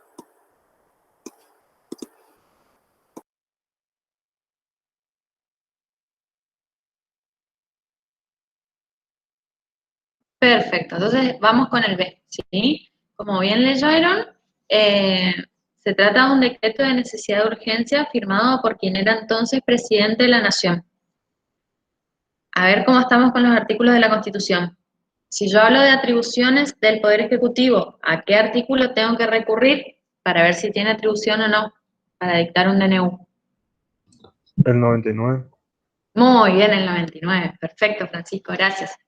Entonces, ¿se acuerdan que ya en unidades anteriores habíamos visto que el presidente de la Nación participa del proceso de formación de las leyes? ¿Cómo participa? Bueno, de diversas maneras. Una de las formas es enviando proyectos de ley. Otra de las formas de participación es a través del dictado de DNU. Otra forma de participación es a través de del dictado de decretos delegados. Después también a través del veto parcial o la promulgación parcial. Entonces, dentro de toda esa clasificación se encuentran los DNU. ¿Qué son los DNU? Son los decretos de necesidad de urgencia. Es el ejercicio de función legislativa por el presidente de la Nación cuando se dan determinados supuestos que establece la Constitución. ¿Dónde vamos a encontrar esos supuestos? En el artículo 99, inciso 4. Recuerden, inciso 3, perdón. Recuerden que decía el 99, que el presidente participa de la formación de las leyes con arreglo a la Constitución, las promulga y las hace publicar. El Poder Ejecutivo no podrá en ningún caso, bajo pena de nulidad absoluta e insanable, emitir disposiciones de carácter legislativo. A ver, por regla, el Poder Ejecutivo no puede emitir disposiciones de carácter legislativo. Por regla, el Poder Ejecutivo no puede ejercer función legislativa. Ahora bien, vienen las excepciones. Solamente cuando circunstancias excepcionales hicieran imposible seguir los trámites ordinarios previstos por esta Constitución para la sanción de las leyes, y no se trate de normas que regulen materia penal, tributaria, electoral o el régimen de los partidos políticos, podrá dictar decretos por razones de necesidad de urgencia, los que serán decididos, acuérdense siempre, en acuerdo general de ministros y del jefe de gabinete de ministros.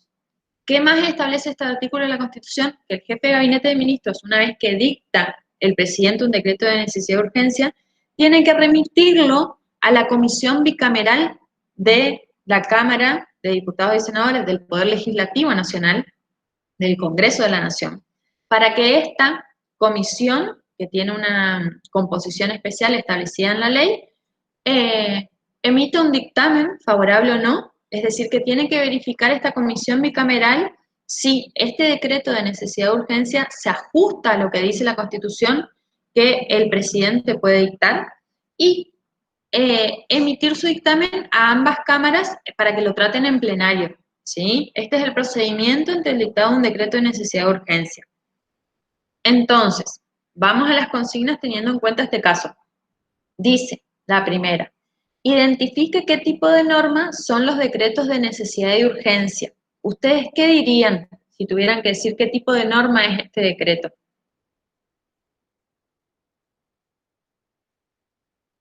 ¿Cómo es? ¿O ejercicio de qué es?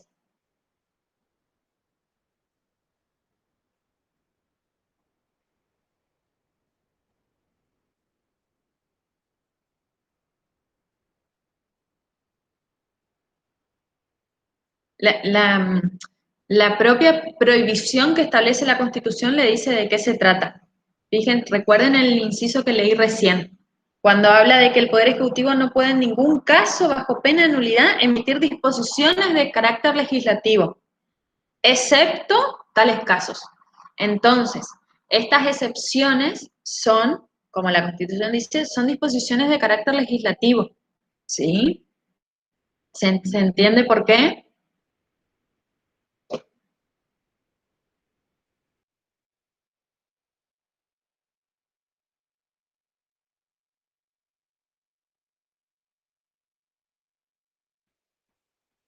Me estoy quedando sin voz, así que necesito su ayuda.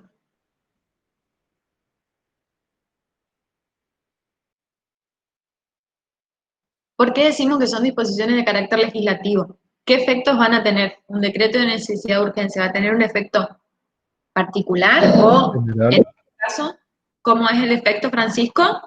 General. Muy bien, en este caso el efecto es general, ¿sí? Entonces, son, como dice la Constitución, son disposiciones de carácter legislativo. En realidad el Ejecutivo lo que está haciendo es legislando. ¿Cuándo puede legislar o dictar estos decretos de necesidad de urgencia el Ejecutivo?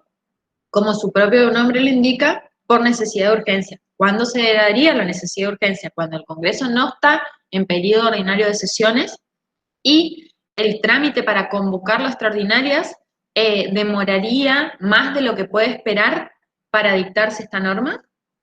Y esta es la cuestión de los decretos de necesidad de urgencia y el ejercicio abusivo que se ha hecho de los decretos de necesidad de urgencia. Ay, perdón, pensé que estaba silenciada. ¿Ustedes me escuchan?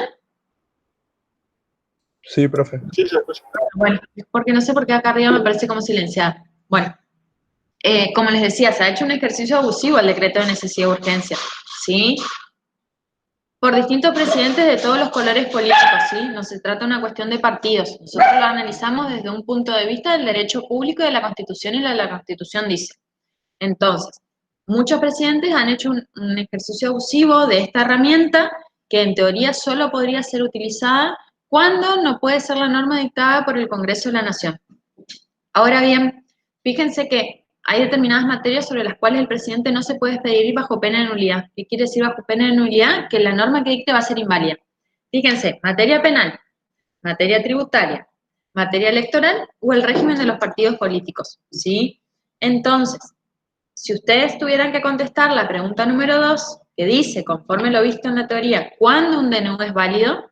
Tendrían que decir que un DNU, en principio, sería válido cuando es dictado en momentos en que no se encuentra sesionando el Poder Legislativo, que está en receso, que las situaciones que tiende a legislar son de tanta urgencia que el presidente no puede esperar esa convocatoria extraordinaria al Congreso de la Nación. Y aquí está el quid de la cuestión. Estas normas se introdujeron en el año 94 con el objeto de brindar mayor legitimidad a esta herramienta, y en realidad lo que hicieron, o el ejercicio que se usó de las mismas, fue que en realidad el Ejecutivo en cierta manera colegisla con el Poder Legislativo, ¿sí? Si ustedes ven, hacen un análisis de todos los decretos de necesidad de urgencia dictados desde la reforma constitucional hasta la fecha, van a ver que la mayoría de ellos no encuadrarían en los presupuestos que la norma habilita para poder dictarlos. ¿Por qué? Por estas cuestiones, no solo por la materia sobre la que versan, sino también porque no se da esta situación de urgencia, ¿sí? Entonces, si ustedes tienen que responder cuándo un DNU es válido, tienen que ver lo que dice, no solo la Constitución, sino también la ley que lo reglamenta en torno a que existe un procedimiento específico, que es este que les dije, que está regulado en la Constitución, para ver si este DNU es válido o no. Ahora, para quienes pudieron estar en teoría, porque esta pregunta la contestó el doctor, ¿un decreto de necesidad de urgencia, ustedes creen que puede impugnarse o no? ¿Podría yo impugnar un decreto de necesidad de urgencia?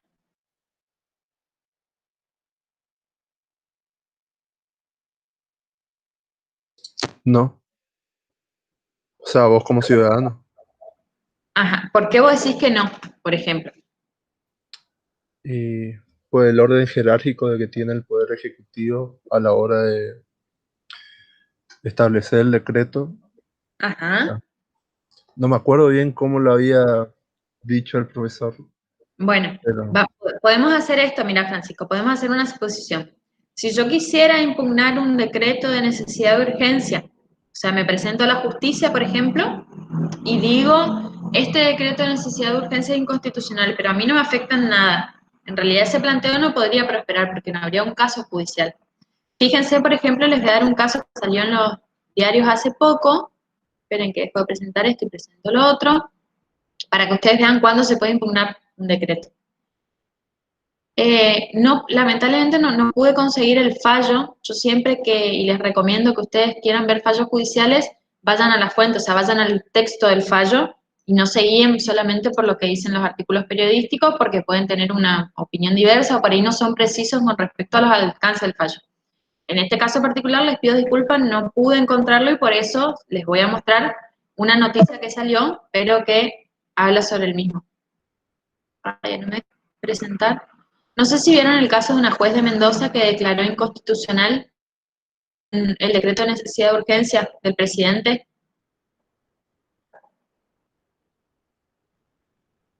A ver si... Ay, se me fue acá. Fíjense. Esto yo lo traigo a colación porque tiene extractos del fallo, ¿sí? A ver si vamos. Este era un caso particular. No era este. Se me cerró. Ay, se me cerró. Bueno. Ahí creo que dejó de presentar. Es un caso de una jueza de Mendoza que en un caso particular una persona fue detenida por incumplir con una norma de este decreto de necesidad de urgencia que establecía una sanción o en realidad esta persona estaba detenida porque incumplió el decreto de necesidad de urgencia. Entonces la jueza que dijo, ese decreto de necesidad de urgencia es inconstitucional porque está versando sobre materia penal que tiene prohibido por la Constitución. Entonces, en este caso particular, ordenó la liberación de una persona que estaba detenida. Entonces, en este caso vemos cómo, por ejemplo, se puede impugnar un decreto de necesidad de urgencia a través de un acto de aplicación. Es decir, esta persona lo que dice, se dictó este decreto de necesidad de urgencia, yo incumplí con algo que establece, entonces me llevaron detenido, y yo en esta situación de detenido considero que ese decreto es inconstitucional y lo impugno de esta manera a través de un proceso judicial. Entonces la jueza declaró la inconstitucionalidad del DNU para el caso particular. Eso recuerden siempre. La inconstitucionalidad que decide el Poder Judicial siempre es en el caso particular que está analizando. Ahora bien, ¿qué pasó? Esto obviamente suscitó el planteo de numerosas acciones similares para que otros jueces, en otros casos particulares, sigan el mismo criterio, ¿sí? Pero en principio se puede impugnar el decreto de necesidad de urgencia. Uno de los mecanismos es el que utilizó esta persona a través del acto de aplicación. ¿Qué es el acto de aplicación? Cuando a mí particular me aplican una norma. Entonces yo en mi caso particular considero que esa norma vulnera un derecho que me corresponde y lo planteo ante la justicia. Y en este caso que hizo la justicia dijo, tiene razón esta persona, no puede ser detenida por una norma establecida en un decreto de necesidad de urgencia porque la Constitución en el artículo 99, inciso 3, establece que es una materia excluida de la facultad legislativa que tiene el Poder Ejecutivo y por ende es inconstitucional. Ahí vemos, si ustedes pueden buscarlo, no los quiero demorar ahora, pongan jueza Mendoza, inconstitucionalidad de DNU detención, y seguramente van a encontrar estas noticias que eran las que yo pretendía compartirles, pero no sé qué pasó hoy, que se me desconectó un poco, se ve que se me cerró. Bueno, vamos a la cuarta y última pregunta o consigna. El régimen de contrataciones de la Administración Nacional, que es el decreto que acá menciona, establece en el artículo 12, esto está para la parte de contratos, sí que vieron hoy una introducción, establece en el artículo 12 la facultad de aumentar o disminuir en un 20% el monto del contrato. Analizando el supuesto, ¿aplicaría este régimen? ¿Por qué es esta pregunta? Los que pudieron estar en teoría habrán visto que el doctor explicó que el régimen de contrataciones del Estado se rige por normas diversas a las que rigen los particulares. Cuando uno contrata con la administración, sabe que se somete a determinadas figuras contractuales que pueden ser un contrato de suministro, puede ser una concesión de obra pública, y que tiene que seguir un determinado procedimiento para poder llegar a ellos, generalmente es el de la licitación pública, y en el cual la administración tiene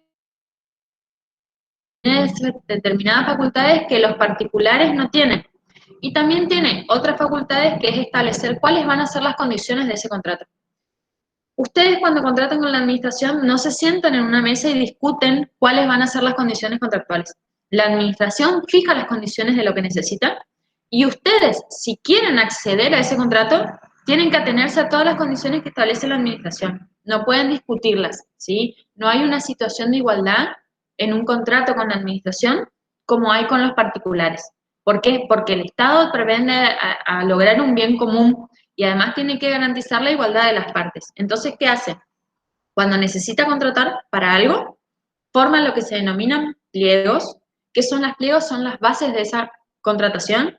Y ustedes, si quieren contratar con el Estado, tienen que atenerse a esas bases prefijadas por la administración. Aparte están las leyes de contrataciones del Estado. tenemos la ley nacional, que en realidad este régimen estaba en el decreto 10.023, y después en cada provincia ustedes también van a poder encontrar leyes provinciales de régimen de contrataciones públicas, también pueden encontrar normas municipales, etcétera. Entonces depende del lugar donde ustedes quieran contratar o con quién, van a ver cuál es la norma que se aplica. En este caso particular, este decreto, ¿qué establece? Establece que la administración, una vez que ya está cerrado el contrato, en el curso del mismo, puede pedirme a mí, cocontratante, administrado empresa, que amplíe ese contrato en un 20%. Y yo no me puedo oponer porque si no incurro en un supuesto de incumplimiento contractual. Es decir, que es algo que ustedes también tienen que tener presentes. Si el día de mañana ustedes son contadores de una empresa proveedora del Estado, tienen que saber que ante un contrato de la administración, esta tiene esa facultad de, cuando está en ejecución de la obra o cuando termina, por ejemplo, les piden 1.000 metros de pavimento. La administración, cuando termina la obra, cuando está por terminar, dice, no, la verdad que voy a necesitar 200 más, 1.200 en total. Y ustedes no se pueden oponer. O sea que ustedes en su presupuesto de contratación también tienen que prever que puede darse ese pedido de ampliación. Entonces la pregunta dice, si ustedes creen que, suponiendo que en este supuesto esta empresa hubiese contratado con la administración, si procedería esta cláusula o no. Es decir, si se puede pedir la administración que amplíe una obra en un 20% o no. ¿Ustedes qué creen? En este caso, ¿se trataba de un contrato con la administración o no? ¿O una obra particular?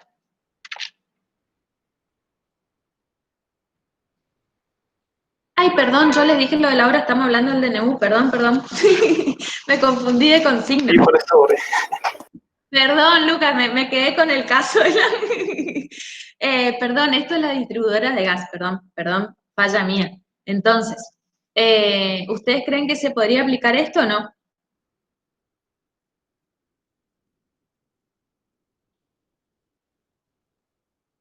Está un poco confuso, ¿no? no sé si hay contrato, no hay un contrato porque el DNU es lo que le...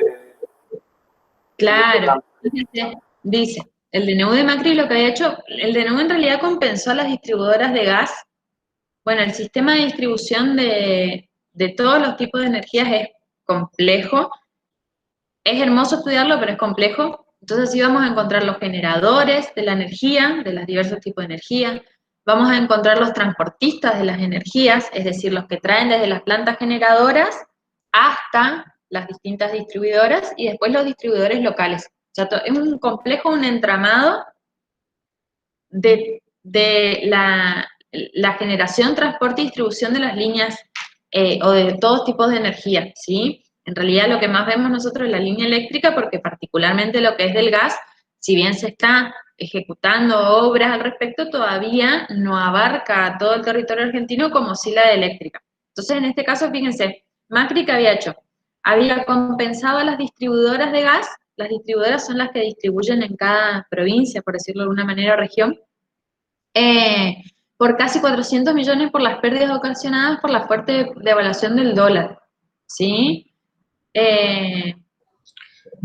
Entonces estableció un mecanismo por el cual el Estado Nacional asumió esa deuda entre privados que se había generado por las bases y condiciones ideadas por Arangüén con las empresas y la aprobación, y estableció una compensación para las empresas. La primera cuota fue abonada y por las cuotas remanentes debería pagar todavía 23 millones sin contar intereses. Bueno, entonces, ¿ustedes creen que en este caso aplicaría o no la facultad de aumentar o disminuir el monto del contrato? En base a esto que les expliqué recién. Y yo creo que no, porque el contrato ya está fijado en dólares. O sea, y es Ajá, justamente compensar la evaluación de dólares, porque dice que le da 400 millones de dólares. muy bien. ¿Y alguien opina otra cosa? Ya están muy cansados, es tarde, perdón, siempre me restiendo con las clases, me paso de hora. Bueno, me parece bien tu postura, Francisco. En realidad nosotros en el caso particular lo que tendríamos que ver es, primero, si la contratación que estamos analizando se encuentra comprendida en este régimen de contrataciones del Estado. Para ello tendríamos que analizar todo el régimen de la contratación del Estado, que es extenso. Entonces, si ustedes en un examen tienen una pregunta referida a contratos del Estado, por favor tengan en cuenta esto. Primero lo que tienen que hacer es identificar qué tipo de contrato dice el caso que es. Para eso tienen que saber qué tipos de contratos hay, ¿sí? Una vez que ustedes saben qué tipo de contratos hay, tienen que ver si la norma que les dicen es la que se aplica o no. Este decreto rige para los contratos de educación nacional. Es decir, si ustedes en un caso tienen que analizar un contrato de una provincia, van a tener que ver la norma de esa provincia. Y lo que sí tienen que saber es que en el caso de este decreto, permite aumentar o disminuir un contrato administrativo en un 20%, ¿sí? Pero que en cada norma ustedes van a ver cuál es la facultad de la administración de aumentar ese contrato. No siempre va a ser un 20%. En el régimen nacional, les reitero, la administración contrata, yo soy el contratista, administrado y contraté por 1000 metros de pavimento, la administración me puede exigir que yo haga 20% más, ¿sí? Por esta norma. Ahora, en una provincia, ustedes van a tener que ver qué dice la norma provincial de cuánto más me puede exigir la administración. ¿Se entendió?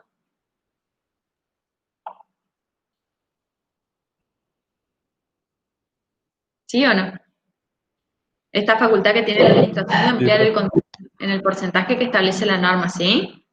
Bueno, los libero porque es muy tarde. Muchas gracias de nuevo por quedarse hasta esta hora. Si quedaron consultas, por favor no duden, me escriben por la plataforma de UNE Virtual y si no, nos vemos el martes que viene con la unidad número 3. Estamos cerca del final, así que se pueden ir repasando.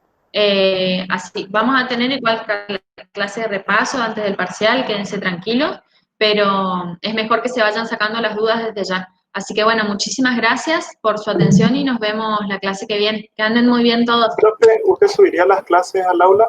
Las que faltan No, por trabajo. voy al porque estuve con bastantes problemas de... Esperame un segundo, detengo la grabación para que no sea tan pesado y les explico. Sí.